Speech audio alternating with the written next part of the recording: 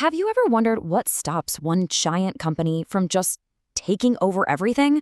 I mean, controlling everything you buy, every service you use. It sounds like something out of a movie, right?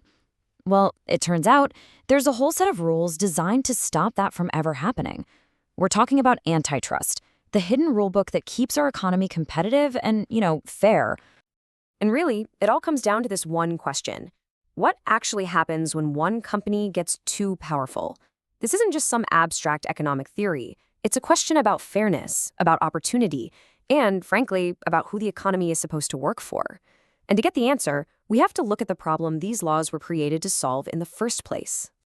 So to really get why these laws even exist, we've got to go back in time, way back, to an era of incredible wealth and even more incredible inequality that literally sparked a revolution in how we think about fairness. Welcome to the late 19th century, also known as the Gilded Age. You had these industrial titans, they called them robber barons, building these unbelievable empires in steel, oil, and railroads. I mean, wealth and power got so concentrated in the hands of a few people that one historian said it reached feudal extremes. As you can imagine, a massive public outcry followed.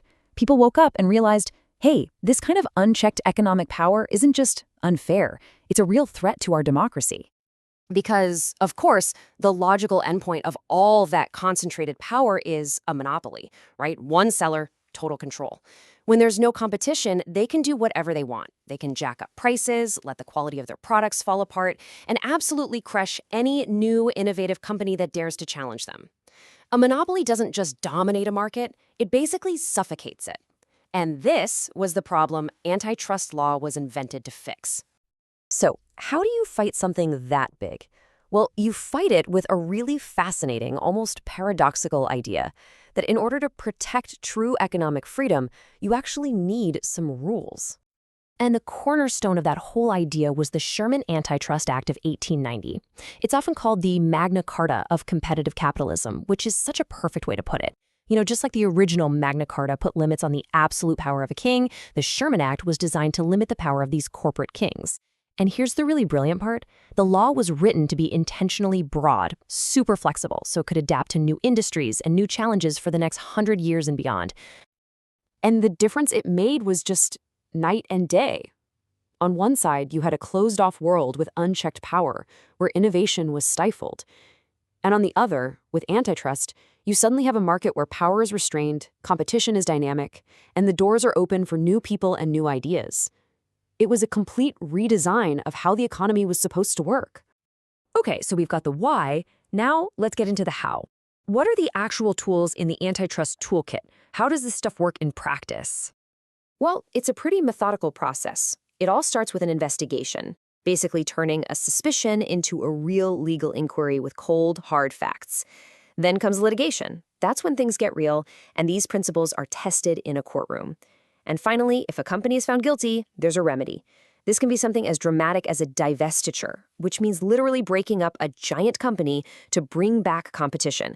Like the historic breakup of Standard Oil, which created dozens of smaller competing companies almost overnight. The toolkit also just flat out bans certain moves that cross the line from healthy competition into something more coercive. We're talking about things like price fixing, where competitors secretly team up to raise prices on you, or predatory pricing. That's where a huge company sells its products at a loss just to drive a smaller competitor out of business, and then, once they're gone, jacks the prices way back up. These aren't just clever business moves. They're seen as breaking the fundamental rules of the game. So who's actually in charge here? Who are the guardians of the market, the ones on the front lines using these tools to keep things fair? In the US, it basically comes down to two main agencies. First, you've got the Department of Justice's Antitrust Division. Think of them as the prosecutor, bringing both criminal and civil cases. Then you have the Federal Trade Commission, or the FTC. They're more like the watchdog, focused on civil enforcement and protecting consumers. Together, they're the two pillars holding up the whole structure of market fairness.